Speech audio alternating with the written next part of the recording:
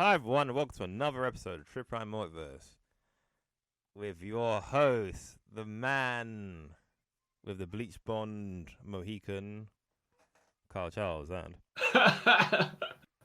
And the man who got locked in a cage and rescued by RoboCop, who scared off the four horsemen, CY Chung.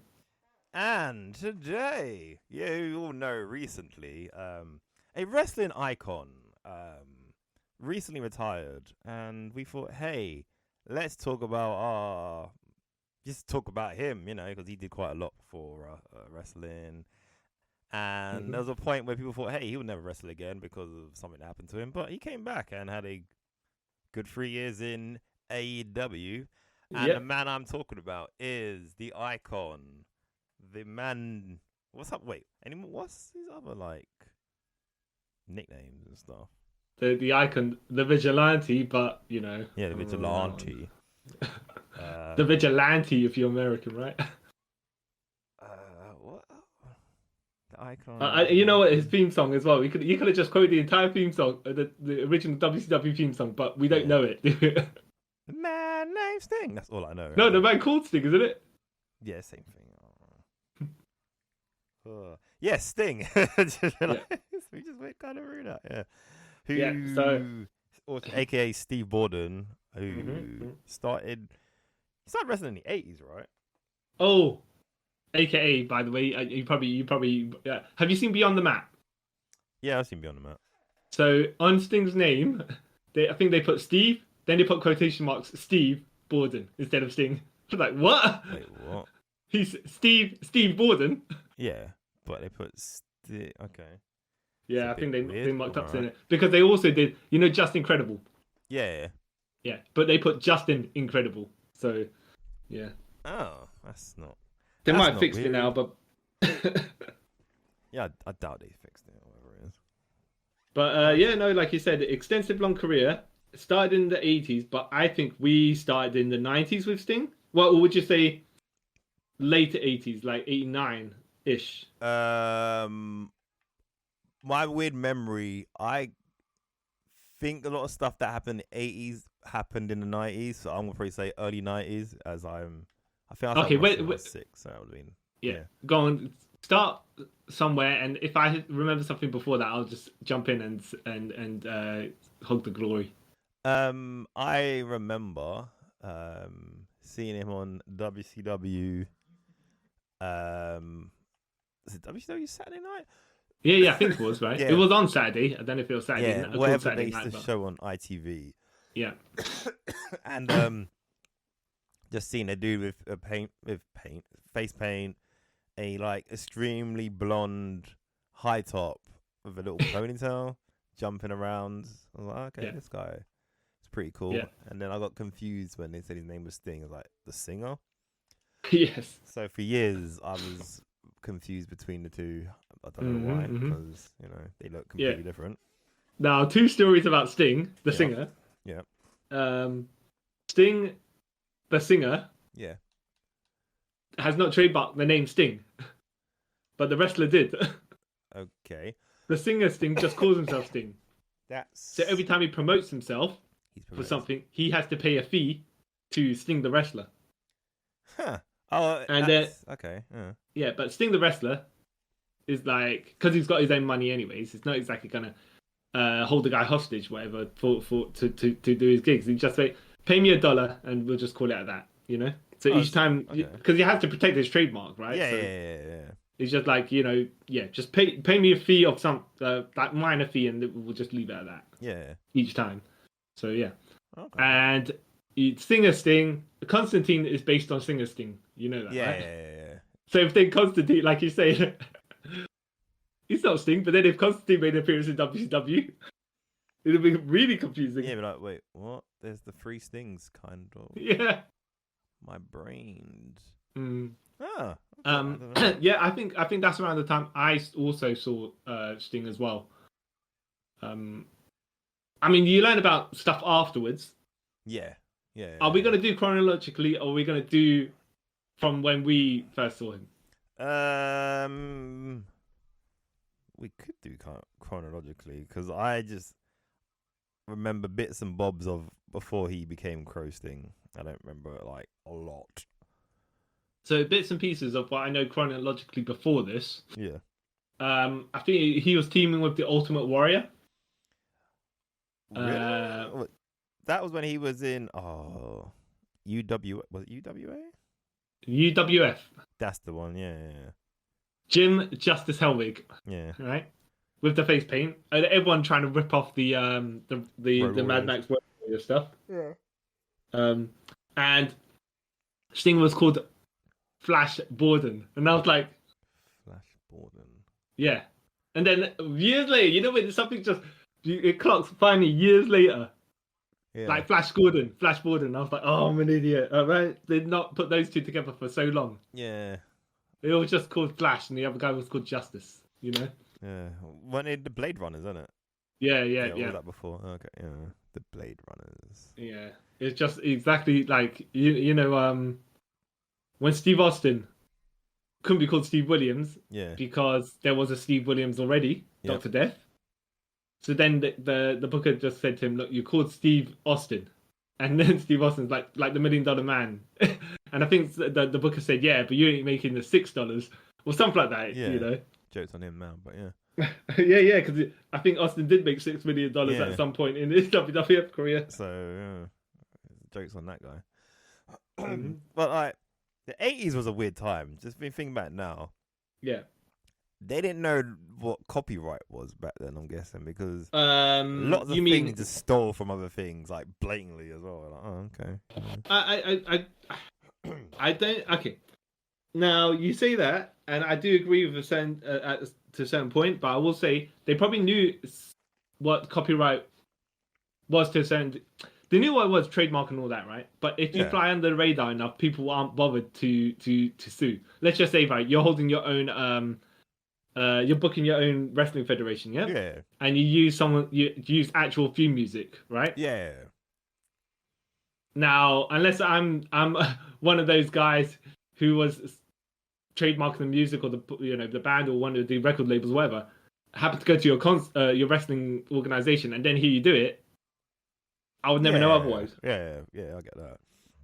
So in the time when you don't have, in the time when you don't have internet or any of that, people can't track you down. No, you can't, because it's just funny. Or like I've noticed they still give not like names for gimmicks and stuff, and it's nothing to do with the actual thing they stole it from, like the Blade Runners. Obviously, it's stolen from the film Blade Runner, but they're like Mad Max expired people, so it's like getting your like references confused. Oh, but the other thing is, it's all about that S, right? Because they could trademark Blade Runner, but these are Blade Runners. Good point. And they don't hunt cyborgs or anything. They just happen to have the name. It's just like oh my goodness, the Legion of Doom stole the name from the Legion of Doom. Yeah. In the comics. Yeah. Yep. It's hilarious. And but they still were able to use it. So. I guess because they look like Mad Max ripoffs rather than superior ripoffs, I guess. Oh. Yeah. Rather than dressing up like Lex Luthor and Sinestro and whatnot, right? Yeah. So I guess even though you've seen the headquarters for the Legion of Doom. Yeah. And it looks like a Darth Vader helmet. Yeah. Exactly. Well, what came first though, Legion of Doom or Star Wars? I think Star Wars came first. Really? Oh wait, you think the Legion of Doom inspired Darth Vader's helmet? Maybe. Yeah, it's not impossible, but I do believe it's the other way around. Oh, could be. You're probably right, but I don't know. Because I keep thinking of like the old like crappy Justice League Super Friends cartoon and Legion of Doom was in it. Oh damn, that is in the 70s, isn't it? So like if that's like early 70s. Oh, maybe the Legion of Doom. Oh yeah, you're right. I don't know. They might have be them to it, but I don't know. Oh well, I can't. I wasn't around in those times, so I can't say yes or no. I have no idea. I'm sorry for like the derailing where we were going, but yeah. Yeah, so that was your earliest memory of Sting when he was in the Blade Runners? No. I just the stuff I found out afterwards. Oh yeah, same. Yeah, and I think I saw in a was it a Sting documentary? They were talking about. I don't know if it was the Ultimate Warrior documentary or the Sting documentary. I think it was the Sting one though. Mm. Where they did sit down interviews because he was talking about how Warrior left to go elsewhere. Yeah. And Sting stayed, and they played a little trailer for I think that breakup segment. It wasn't a breakup segment, right? But they're walking towards the doors of the exit of the arena. Yeah. And Warrior, like they're walking side by side, and then like they both open the doors. Yeah. Warrior walks out and closes his, and Sting just steps back and closes his. Right? So he's still inside, but it's just like I know what you're trying to do there. You're trying to say, "Oh, Sting's loyal," and Warrior left you guys out to dry or whatever, right? But what it looks like is you two are buds, right? Yeah. You made an agreement, you're heading in a direction, and then Sting, you just backtracked on the guy. Yeah. That's what it kind of sounds like. You know? Yeah. It's different if they walk, they do the Fast and Furious 7, where... Yeah, they both walk out the doors, and one goes left, one goes right. Yeah. Yeah. That seems more mutual. Yeah. It just seems like, all right, the company tried to do... Yeah. That made Sting look inadvertently bad because you're like, all right, you know. Yeah, that's kind of crappy. Yeah. But I know. Obviously, their intentions were okay. It's just like sometimes you film stuff and you like, all right, this is what we intend. This is how some people might read it differently. So you got to be aware to cover your bases if you're actually trying to make the guy who stays in your company the baby face, unless he was supposed to be the heel, right? Yeah. And then if he was meant to heel, he should have just Sparta kicked Warrior out the door, right? Yeah. Or they could have played it as like they arguing, and then Warrior storms out. Yeah. Yeah. I think they had options. They just kind of went for. I wonder how that tag team worked. I never saw stuff around that time, but from what I'm hearing, Warrior is not the greatest wrestler. Okay. What's your opinion on Warrior's in-ring ability? What ability? That's that might sound bad, but that's how I feel. You know. All right. Of all the Ultimate Warriors matches I have seen, right? Yeah. He ain't spectacular, but he's all right. He's serviceable. He's not terrible. Yeah, he's serviceable. Yeah. He obviously is more like him giving offense and other people selling it, right? And he don't sell the greatest, but for the high energy maniac that he's meant to be, it works. Yeah. Yeah. Yeah. Not to say he's amazing because he ain't, right? No. Let's be but no. You can present him in a certain way, to take advantage of them. He's more of a spectacle than like a 5-star ring general or anything like that. Yeah. And I will say this is my opinion on Sting, right? Yeah. He seems to mostly work to the level of his opponent.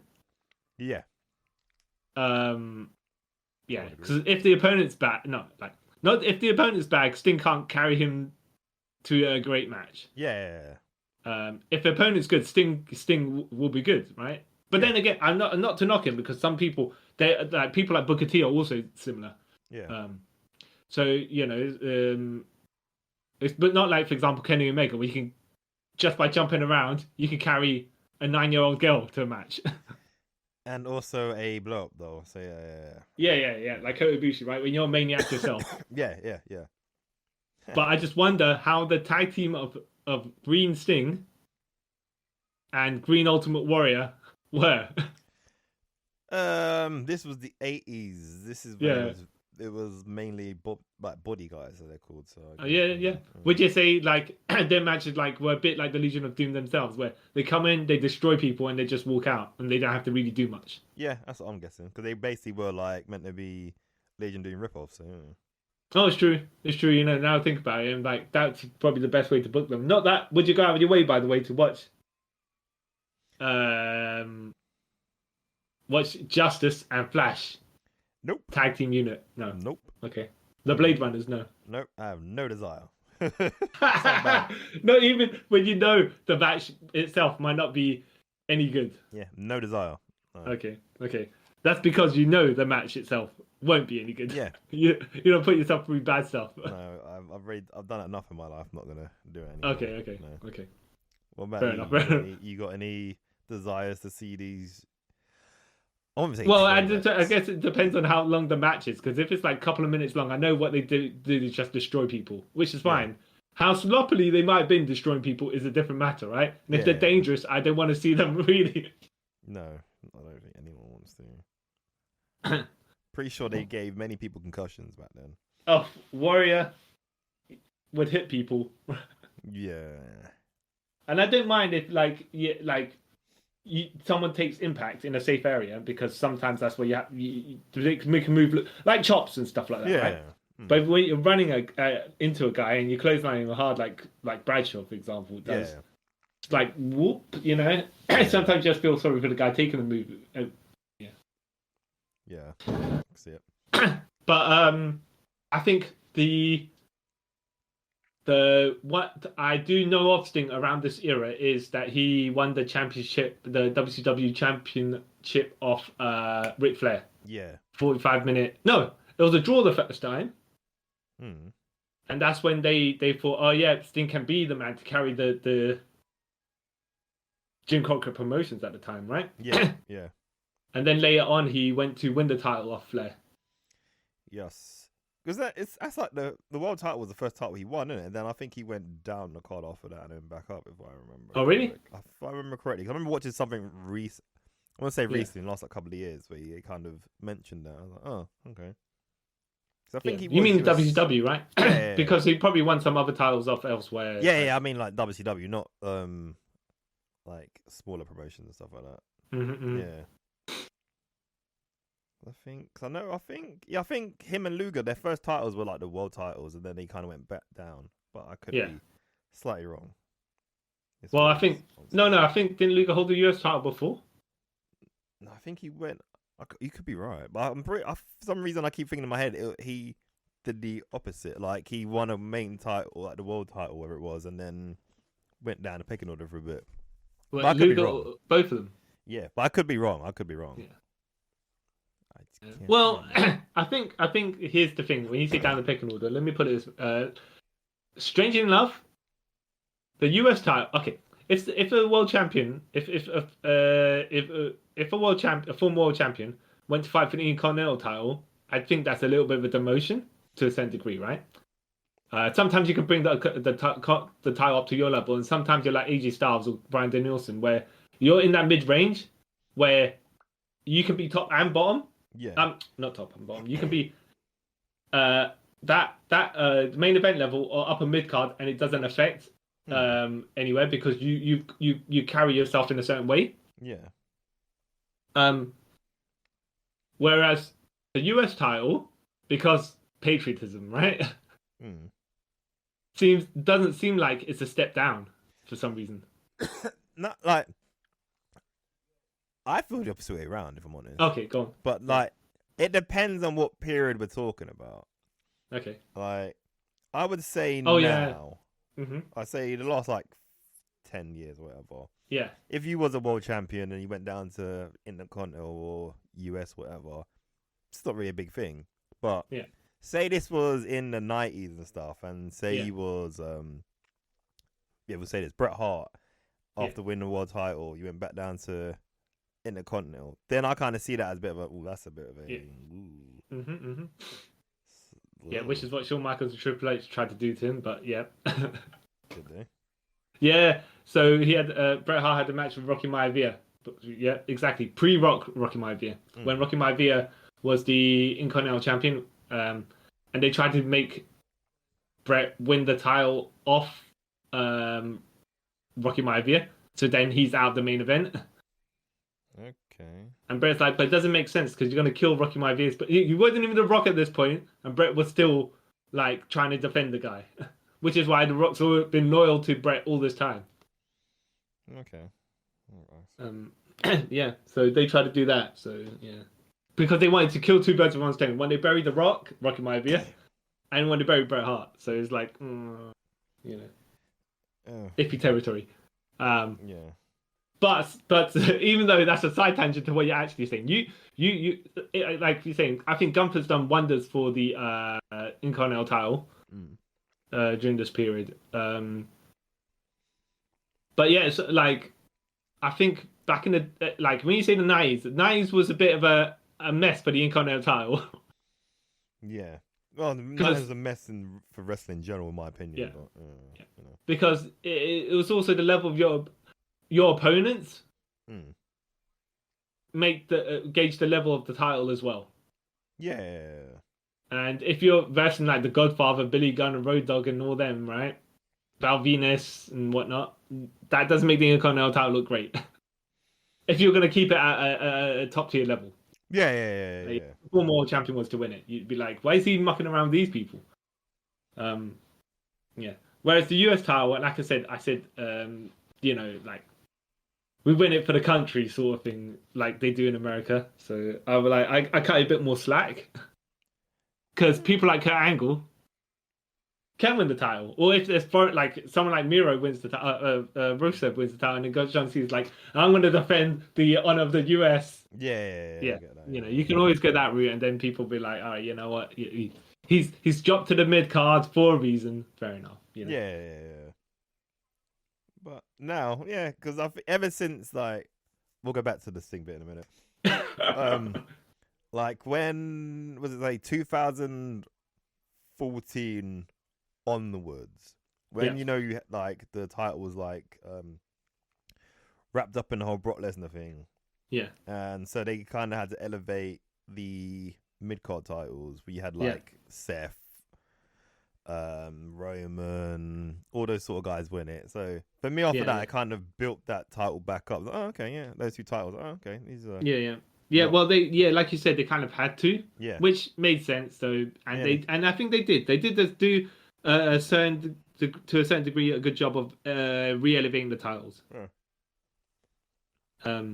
But back to the man of the hour, Sting.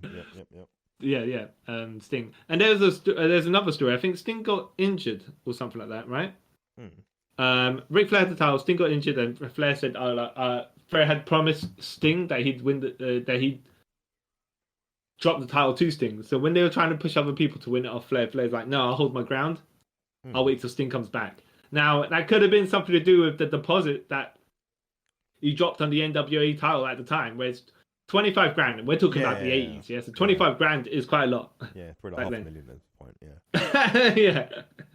And you'd gain interest back, like for holding it. Like, so you give your 25G deposit while you hold the title, probably so you don't run away with it, right? Whatever. And then during your title reign, your money would gain interest. So when you give the title, when you drop the title to the next person, you get your 25G back plus whatever, however long you held it for, right? Yeah. So it could have been something to do with that as well. Ric Flair's like, well, you know what? I can gain 3, 4 more, 5 more months, or however long Sting was injured for, X amount of months interest on my title if I keep it. So you know, makes sense. Yeah, not to say that's what he actually did, but people aren't. Well, I don't know. There's politicking in the wrestling industry, as we know. So when people are generous, maybe there's another side to the equation. Yeah. I can see that. Yeah. So, like, I think, like you were saying, Sting, I think he came to my attention with the matches against Big Van Vader. Yeah, when it was Vader time. Yeah, exactly. When he came out with that Mastodon Vader style, what was that? That head mask thing? Yeah.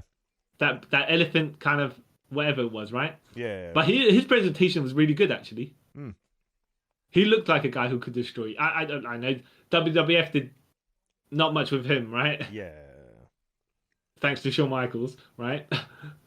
However, the way he was presented in WCW in Japan, in WCW, and then when he came back, you know, to Japan, they presented Vader as the monster he should be, and it was just like, yeah, but how does this well, I don't say Sting's an ordinary guy because he ain't an ordinary guy, but how does this dude take on someone like that, you know? And I think did Vader broke Sting's ribs at one point? I think storyline wise, yeah. Yeah. And they had a massive feud for quite a decent. So I would say now looking at it a bit back at it during this time, the early '90s, Sting's main major feuds were with Ric Flair and with Vader. Yeah, it was. Yeah, Yeah. and his feud of always getting betrayed because Sting was gullible. Yeah. Which is why he said Darby Allin's the greatest tag team partner that he ever had. And I was like, wait a minute, but you've had loads of tag team partners. Then you But remember. then when you put the other end of the equation, they all betrayed him except for Darby Allin. Yep. Oh, that's So no wonder he said that. He's saying it in kayfabe. All right, fair enough. that's just funny how he's always fell for it. Like, dude, man, this is just obvious stuff ever. Well, right, sure, dude. You know. I think Bobby Heenan called him the dumbest man in professional wrestling. Yeah. Because a lot of the turns were like so obvious as well. It was coming like, dude, how do you not see this? Yeah, because he's the whitest of white meat baby faces. And I don't think any of his heel turns. Okay, how many times? I know we're skipping a little bit, but let me ask you: how many times did Sting turn heel? I want to say 3 times. Okay, go on, give me the three. When that weird period at the end of WCW. Yeah, the Hummer, right? Yeah.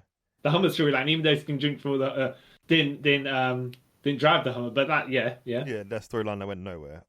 Yeah. There might be twice, and then in TNA when he was part of the main event Mafia, then he turned back to being good because he didn't. But like and I will argue this, right? Even though they're meant to present him as okay, I think the one true heel turn was in WCW, yeah. Yeah.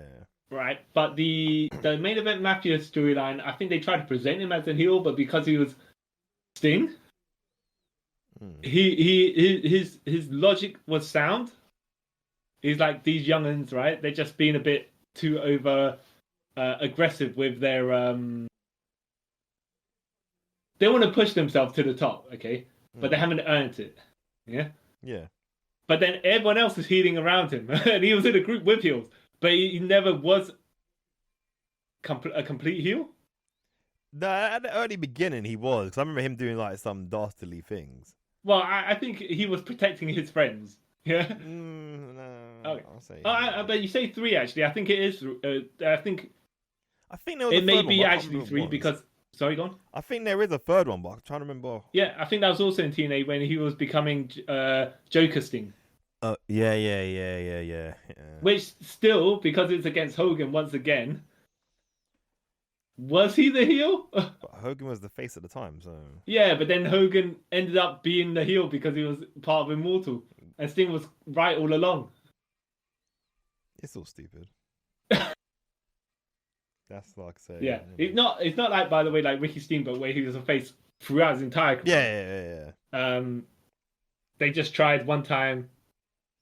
I think they really committed 100% only once, and that was in WCW, and that did not work. Mm-hmm. I don't know if Sting committed to the bit. I will say that, but at least there was a lengthy time where they tried to make him a heel. Yeah. Same with actually Goldberg. How many heel turns has Goldberg had? 1?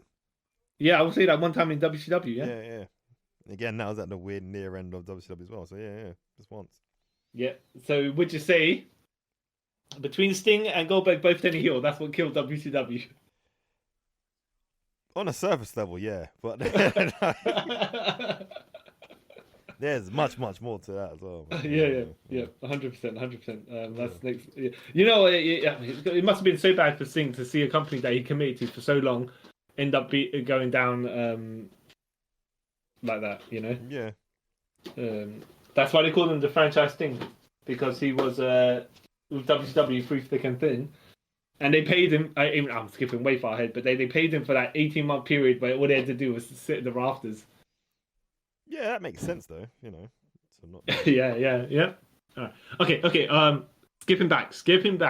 Yep. Yeah. So you remember the Vader feud and whatnot, right? Yeah. I think he had the good. Yeah. Anything else you remember of that time period? That time period. Not too much, no. Was this time period, by the way, where What's his name? The what's his name? Something Master. Shockmaster. Yes, yes, Yeah. But again, that's something I saw later on, so I saw it retroactively. yeah. The Shockmaster, where yeah. Well, he was shocking, right? For real. He fell on his ass. Yeah. The Yeah. worst. Yeah, 100%. And I tell you, well, it was the most shocking of tag team partners. The Shockmaster flop on the floor, Yeah. and Push. then people are just joking about what he should have done was just every time he entered, he should have just fallen on the floor like that, just take a front bump.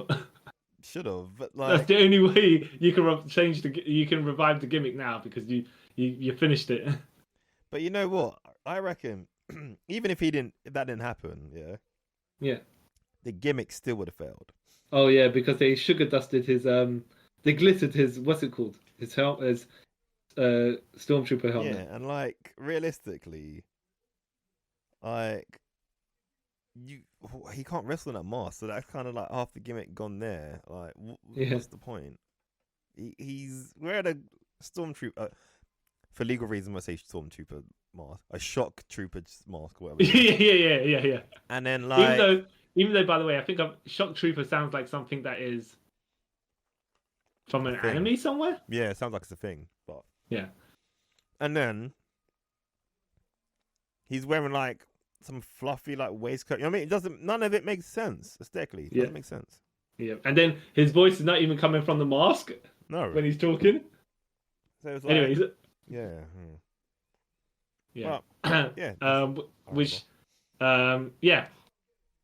And then I'm sure you've seen the segment where actually, okay, we'll probably end up talking about stuff that we knew retroactively until a certain point where the NWO started. Yeah.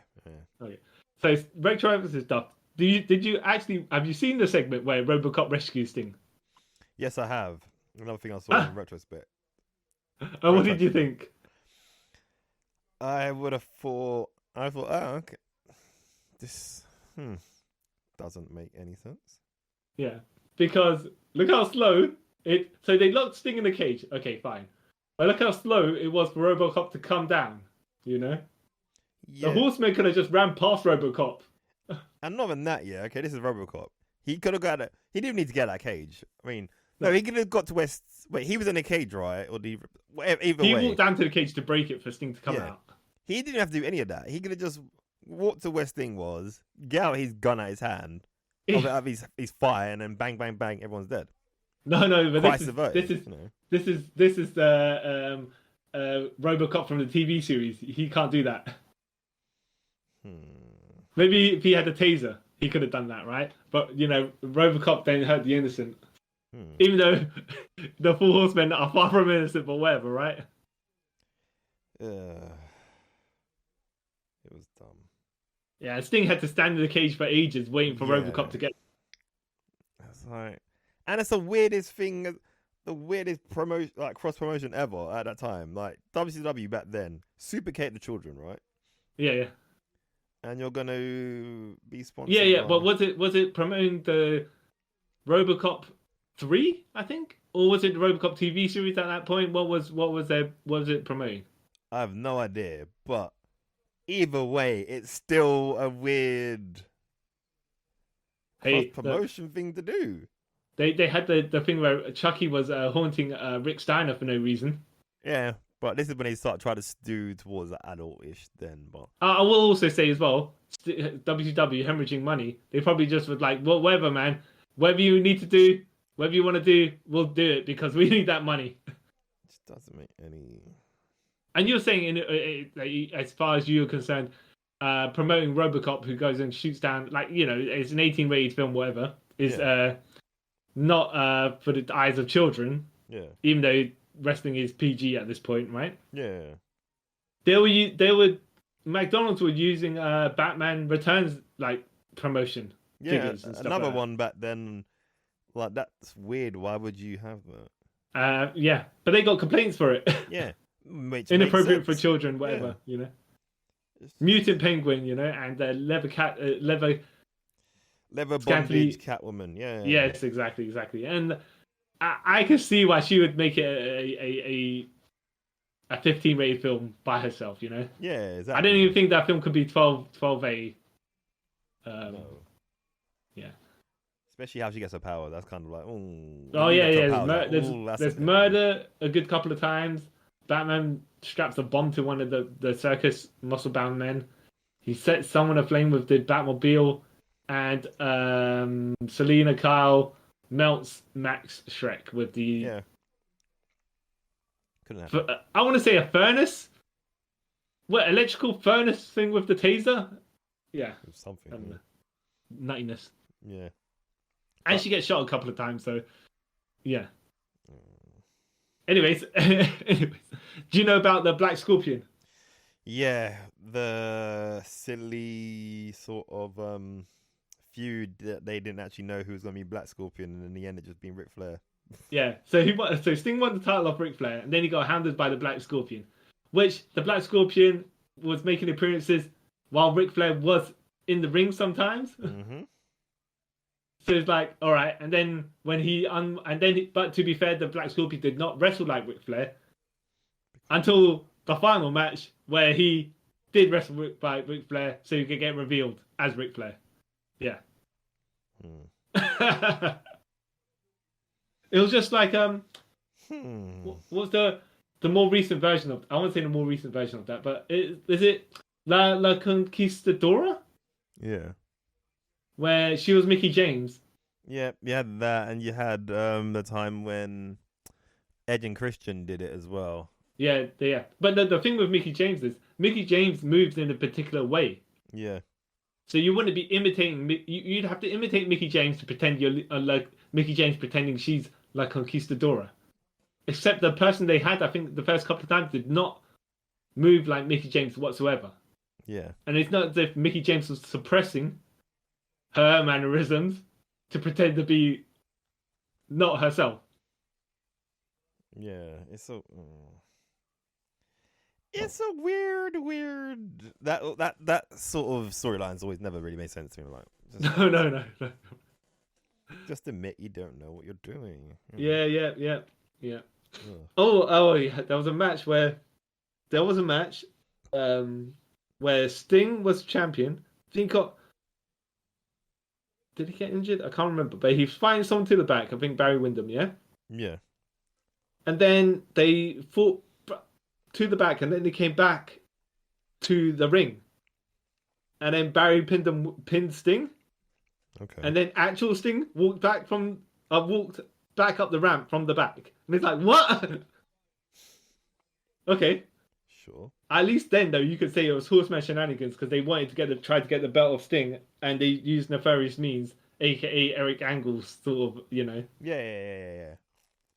Well, no. Like, I'm sure that the people watching WCW at the time were like, "What?" Like the audience was like, "What? What is this?"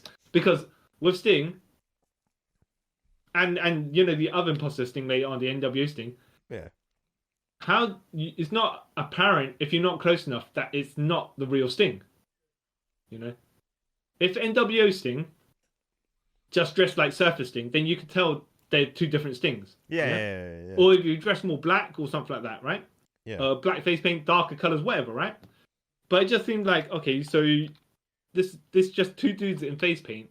How do you know whether how different he is, from the actual real deal, Yeah. How would you know? So I don't think they thought that out properly. No, I didn't.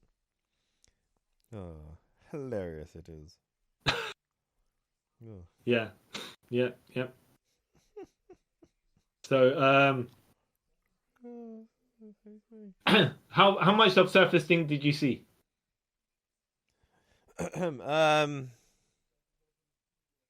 Not much. Like I say, I like. There's little bits in my brain, but I couldn't tell you if it was a lot. Yeah, not much. I just remember that weird period when he started dyeing his hair. Stop dyeing his hair? Yeah. So he had the dark brown hair with the normal Sting face paint, Yeah. right? Which is a bit of a. I want to say this is the transition period, right? Where Hogan came in and then Sting was kind of going where he was going, but not quite. Yeah. As a person watching it though, you'd be like, okay, this is intriguing. What's going with Sting? He probably stopped dyeing his hair though because it's starting to frazzle because of being dyed so much. So much over like last 10 years, what it is. Yeah. Well, yeah, because then your hair starts falling out and stuff Yeah. like if you're not doing it properly. And let's be honest, right? The amount of times he's on the road and how much money he's making from wrestling, to a certain degree, he probably wasn't getting it dyed properly. Yeah, exactly. For like a cheap job. Yeah, for a decent period of his wrestling, and then he realized, oh, actually, you know what? That's causing me damage. I better stop doing that. Oh, forgot that. Yeah, that's the only like sort of I remember. I don't remember too much about Service Thing. All right. Yeah. Same here. I think the only other notable thing from this period, I say, that I remember, or that I know of because I don't remember it right, that he was the NWO was presented like Hall and Nash were the outsiders, and the third person to be the leader or whatever team member was presented to Hogan. And if Hogan was deciding, no, that doesn't work for me, brother, then Sting would have been the backup. How do you think that would have went? Not as good, if I'm honest. Yeah, because you don't think. Okay, look, let's be honest, right? Hogan himself hadn't been that type of heel. Well, when he was the Incredible Terry Boulder, or whatever his name is, Incredible Hulk Hogan. Yeah. When his first run in WWF, I think he was heel, yeah. But then he came back as Hulk Hogan, red and yellow, and he hadn't been heel for years at that point. Yeah. Even though he started wearing more black clothing when he was in WCW, but that's because the crowd was turning on him because of how cartoonish he was in the world of WCW, which is more wrestling based. Yeah, that's true. He was beyond. Yeah. And let's be honest, Hogan doesn't have the greatest matches either, so work rate as well. Yeah. Yeah.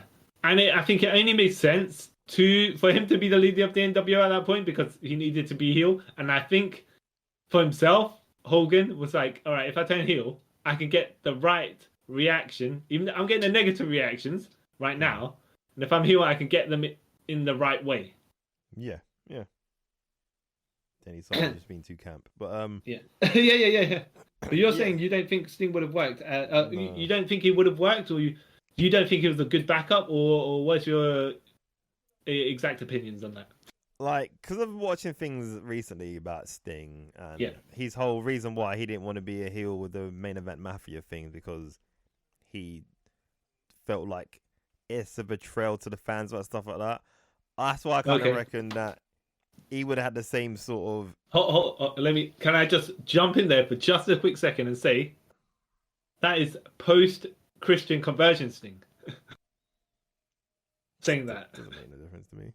Oh, okay. No, I was gonna say, you know how like when after Shawn Michaels converted, he was more like, I don't want to be a heel because blah blah blah, and he had to heel out that one time. Yeah. So,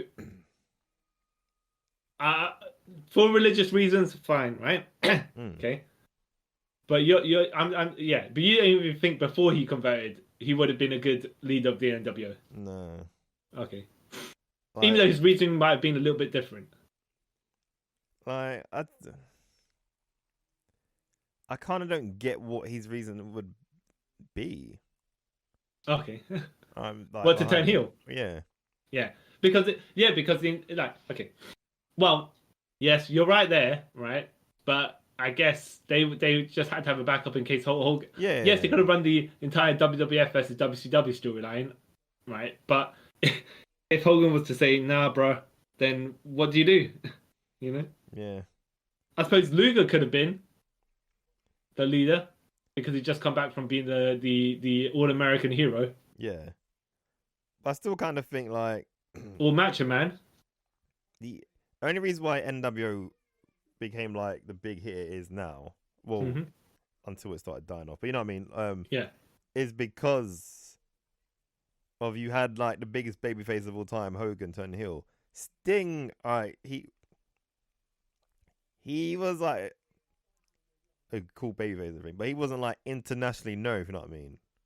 You would have been, yeah. I get what you're saying. But it would have been, even though it would have been logical if Hogan didn't want to do it. It would have been a Yeah, more shock value thing yeah, to the audience. Yeah. yeah. However, what if Randy Savage was the leader of the NWO? If Hogan didn't want to do it, do you think that would have worked better? Nah, I don't think. I Okay. think it only could work with Hogan. Everyone else, it doesn't really. Macho Man's always been a bit too much of a loose cannon for him to be a leader or something. Oh, it's true. Well, he was the leader of his own team of Miss Madness, Medusa, and Gorgeous Yeah, George. and that's only because he thought all those women were hot, so he wanted to be around him. So you know. But I don't think like, the other thing was, by the way, is because all of them were hot, like you say. So, the masked magician using his apprentices to draw your attention away from the ring work or Yeah. the illusion. yeah, Because exactly. Macho Man wasn't exactly the most mobile back in those times. No, he was the worst. No, he wasn't the worst. He was still great, but he wasn't as good as he was. Yeah, he just couldn't do all the stuff they used to be able to do. Yeah. So it's like, yes, I think only Sting would have worked. Yeah. Okay. I would have been intrigued to see it, but like you're saying, it doesn't follow. Like he hadn't shown enough flashes of what could be a possibility. Yeah. Like okay, Shawn Michaels after he came back, he did not. He only turned the heel that one time. I would have liked to see Shawn Michaels be a cocky, drugged up Shawn Michaels because that's exactly where he was going, right? Yeah. But he didn't want to do it. However, he shows that he can do it, right? He shows he could be the old hateable HBK. Whereas, Sting, like you're saying, I don't think he's ever portrayed any sort of heel mentality before this Yeah. to show anything that he could make a. I mean, he could talk the talk, right? But whether you believe him is different. Yeah. It maybe be that Nash and Hall converted him Yeah. against WCW, but then he'd be the head figure that's not a head figure. Yeah. It doesn't make any sense. But yeah. Plus, at that point, by that time, he needed to change to his gimmick because it kind of started to run stale. Yeah. So this is where you started watching WCW and getting an idea of the actual storyline that was going on. Not actual storyline, like the Sting turning his back on WCW. I came into WCW halfway through all this, like near the tail end of him coming down from the rafters and stuff like that. Okay. And I was like, oh yeah, this is pretty cool. Because last time I saw Sting, he had blonde. Because I didn't see the whole turning, the NWO forming that stuff like that. I saw it again later on. Yeah. So last time I saw Sting was when he had the blonde high top. I was like, oh, this guy's changed. This is pretty cool. And he's like that film that everyone keeps talking about. So that's awesome. Yeah. But like the bit slightly before that, where the reason he turned his back on WCW was because there was a fake Sting that came out. Yeah. And he took real Sting's place or something like that. And then Sting's friends couldn't tell whether he was Sting or the fake Sting. And they were accusing him of being the fake, not the fake Sting, but that he was the betrayer and whatnot. And it's just like, what? All right. Yeah.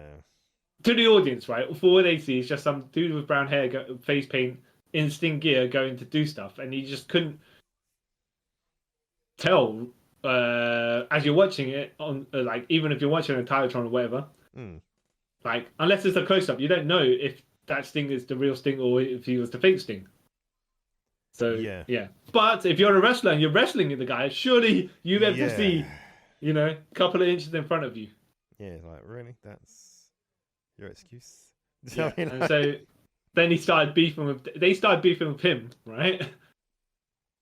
And then he's like, fine, contracts come up, WCW, laters, done.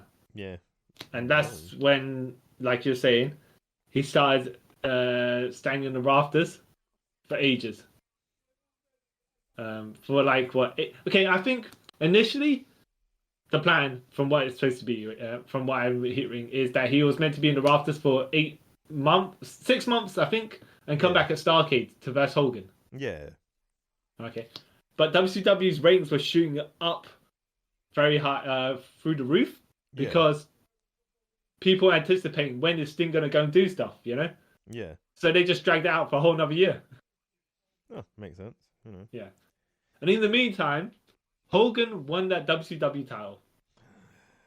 And you think, okay, he should drop it to Sting. It's the most logical thing to do, right? Yeah, any story writer would tell you that's a logical thing to do. Yeah. Nah, ain't work for me, brother. Nope. Get Lex Luger in here, all right? I'll lose the title to Luger, on the Nitro, and then win it back up on the pay-per-view 6 months later. Yes, Luger, you have your 6-day title reign, and me, I just robbed Sting from his the NWO victory that he's meant to be getting, and then I lose him later, which is a whole nother thing in itself. Yeah, it was so dumb. But yeah, he stole the moment. Like, he booked in a way that he looked good, Hogan. You know what I mean? Hogan gonna Hogan, yeah. But I don't know if you would have Hogan hold the title 18 months straight, until Sting wins it off him. However, what's the point in having someone else win it for like a week and then losing it back? That doesn't make any sense either. No. If anything, that's worse. Yeah. Just keep Hogan won that long 18-month streak. Yeah, it made more sense.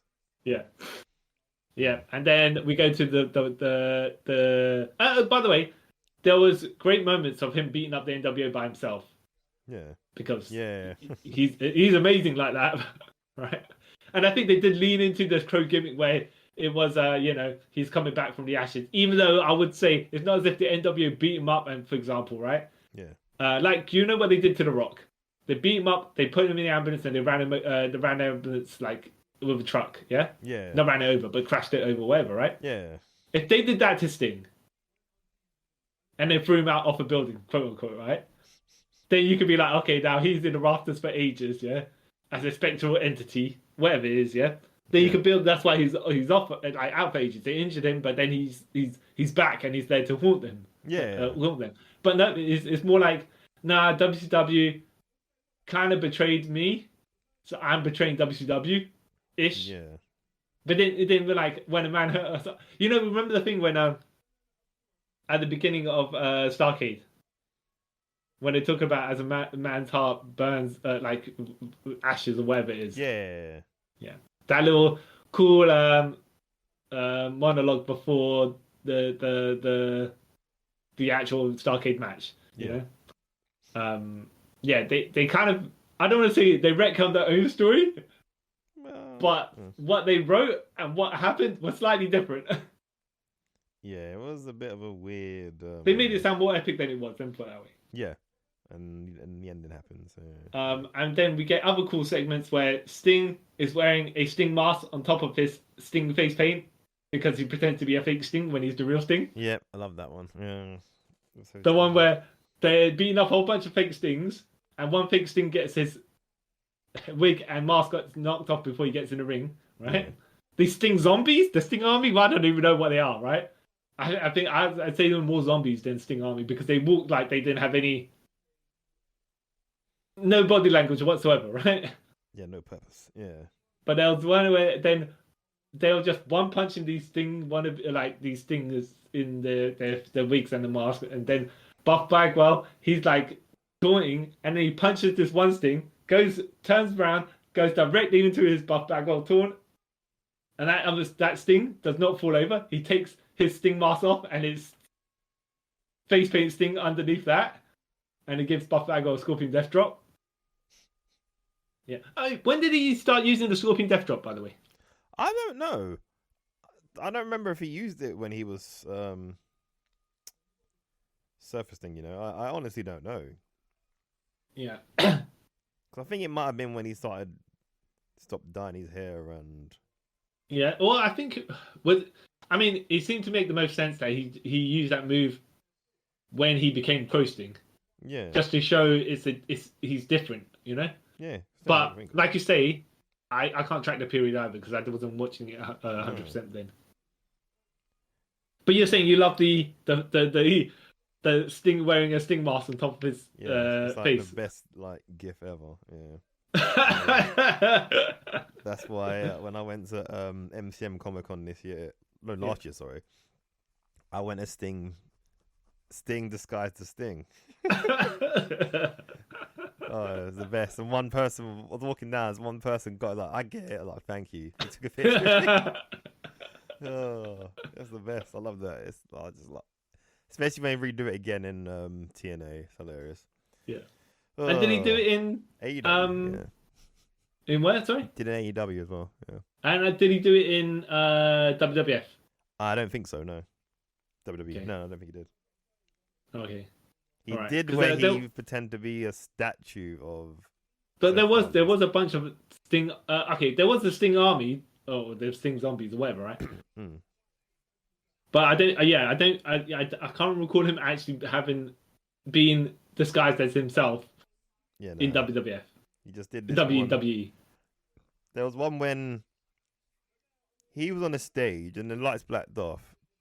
Yeah. It blacked out, and then there was another Sting in the ring who was Heath Slater, but he kind of missed the cue. Yeah. I think that's the only time did it. And you know what? I think we're going to cover this again when we get to that point because because it's so funny, yeah.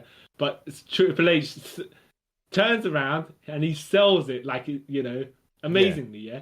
But we can tell because of the way that Sting looked, it was a fake Sting, and he used it in all the promos. Yeah. And it's just like, no, because it was not him so blatantly. Like, dude, no.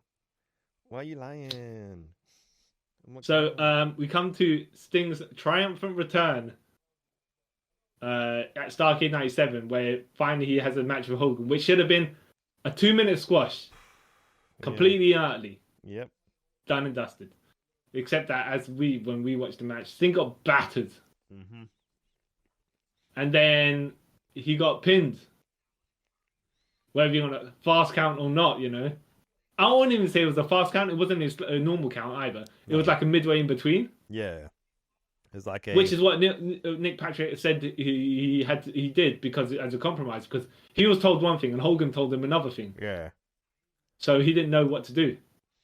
It seemed like a reluctant pin. Pin count. Yeah. And so then when Bret Hart come and say this won't happen again, it's just like, no, but it didn't make sense because Sting got beat clean by Hogan. Yeah, like, what won't happen again? Someone getting beat clean? Okay. Sure. Yeah. And then the beatdown began, which should have just that the rest of that should have been the entire match that should have begun anyways, right? Yeah. Well, could have started off as like evenly matched, and then Sting wipes for him, something like that. Or be at least like equally balanced. But most of the match was just Hogan beating the crap out of him. Like, yeah. And we know Hogan doesn't exactly have the most spectacular offense either. Yeah. So it's not as if, for example, it was Will Ospreay or Kenny Omega spamming their signature moves on Sting. Yeah. And then he no-sold them at the end with his chest beat. No. Yeah. It's the Hogan doing Hogan punches, Hogan back scratches, Hogan eye pokes.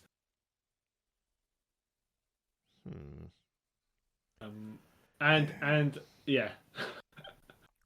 It was terrible. And then the rest of WCW came out to celebrate with Sting, and it's just like, but why? Yeah. Like Hogan completely destroyed your credibility, And the reason, by the way, you know about the reason why they quote unquote sabotage Sting, but they actually legit did sabotage Sting. What was the reason? He wasn't tan enough, brother. Are you serious? So. Yes, I am serious because there's part of the. In a vacuum it sounds stupid, right? But it is part of the reason. Okay. Sting was saying, he was going through something such as his divorce and whatnot, so he wasn't in the right mindset, right? Mm-hmm. However, I'd be like, look, Sting still looked the part, so it didn't matter about that, as your presentation is to the crowd that's watching it, yeah. Yeah.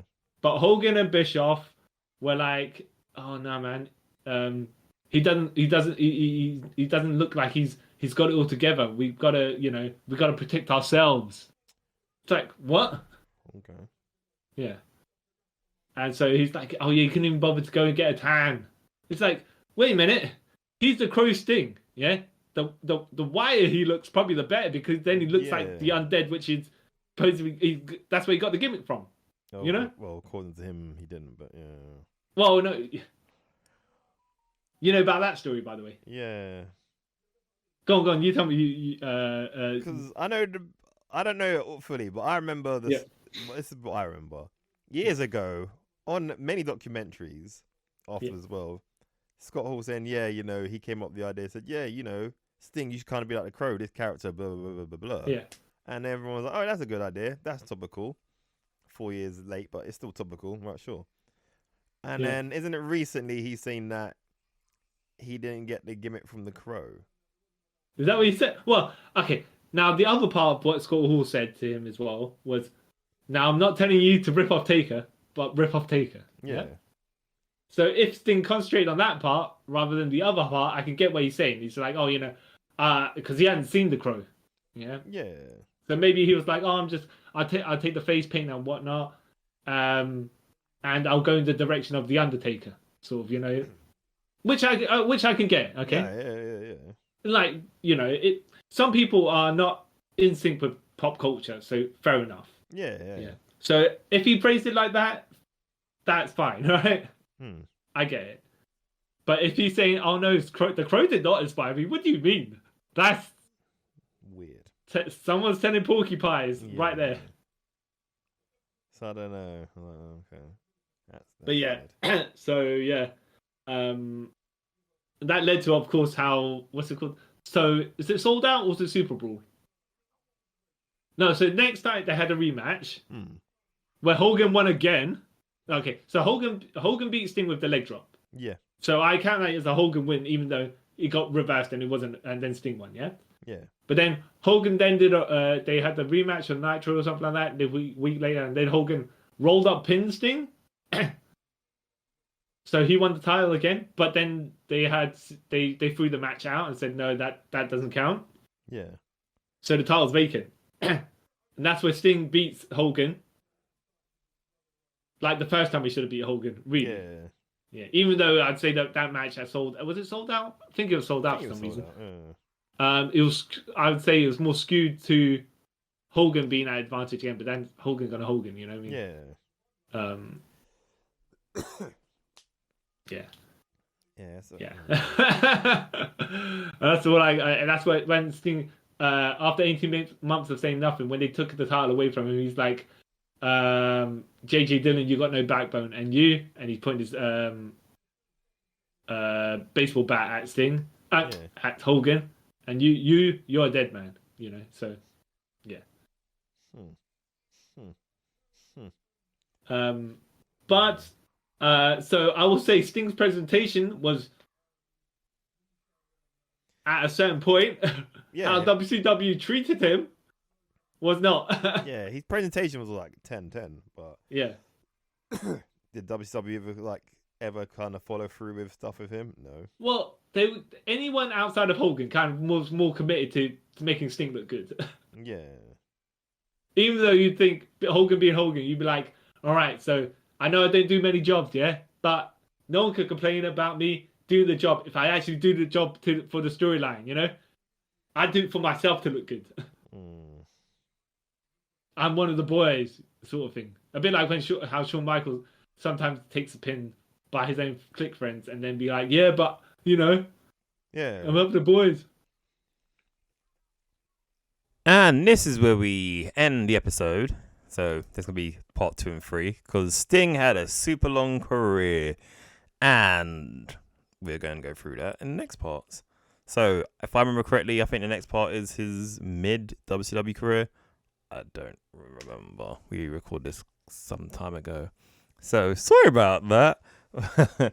Little inside here. We recorded this after Sting's retirement at Revolution, which was maybe 2 pay-per-views ago, AEW wise.